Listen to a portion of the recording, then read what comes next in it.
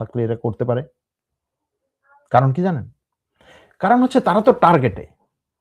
Israel আমেরিকার কথা কি যে তুমি যদি মাটির নিচেও থাকো আমি তোমার টার্গেট করবো। তো সে হাসপাতালে গেছে, সেখান থেকে ছবি শেয়ার করেছে।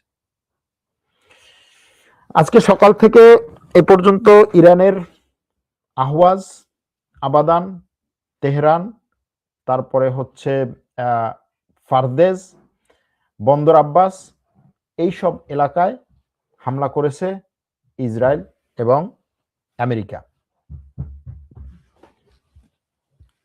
এবং তাদের এই হামলায় এখনো পর্যন্ত ইসরায়েলের কথা অনুযায়ী 11 জন ইসরায়েলি নিহত হয়েছে। কিন্তু এই কথাটা কেউ বিশ্বাস করে না।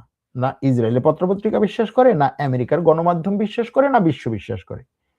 তাদের এই ইরানের হামলায় এবার হতাহতের খবর অনেক বেশি হয়েছে। আজকে ইসরায়েলের মধ্য অঞ্চলে, গত রাতে ইসরায়েলের মধ্য অঞ্চলে ইরানের ক্লাস্টার বোমা বিস্ফোরণে, ক্লাস্টার মিসাইল বিস্ফোরণে বা মিসাইল আঘাত হানার পরে অনেক বেশি ক্ষয়ক্ষতি হয়েছে, সেটা ভিডিওতে দেখা গেছে।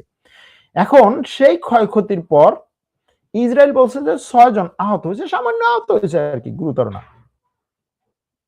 একজন একটু গুরুতর